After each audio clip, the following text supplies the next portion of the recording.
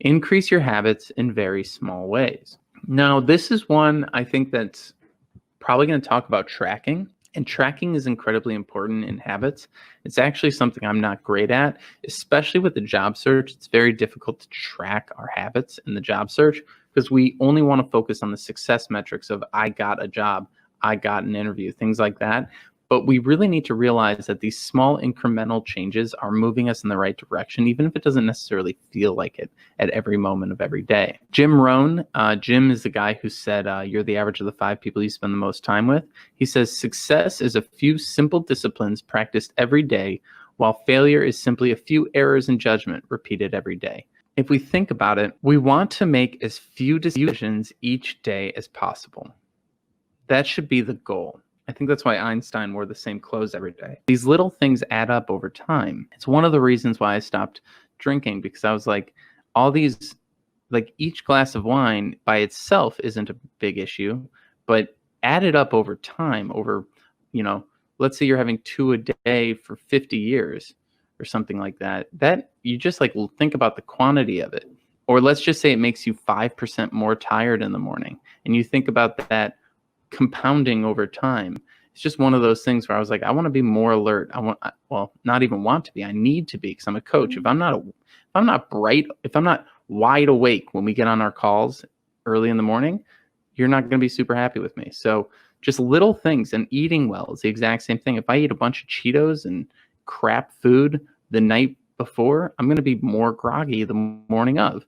I mean, you can go back and watch some of the earlier live streams where I was still eating much more poorly than I am now, and I'm clearly much more foggy-eyed and needing way more cups of coffee. Little things every day make a big difference.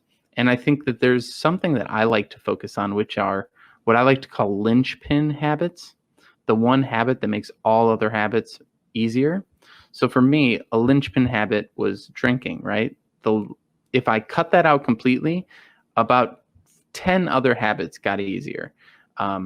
By not drinking, I was able to eat better because I wasn't, buying pizzas impulsively after a night out with friends.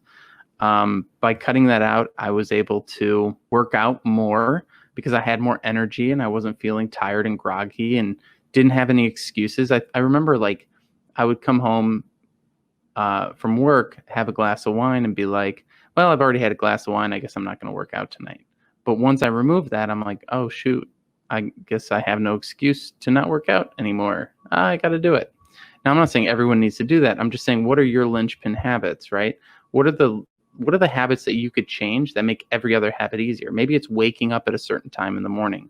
Maybe it's, if you wake up at noon and try and start your job search, it's much more difficult than if you do what everyone on this call is doing and wake up bright and early and get things started on the right foot. So power of tiny gains, 1% better every day. 1% worse every day. But in a year's time, look at the curve. Look how different it is. That's the same thing with these live stream videos, right?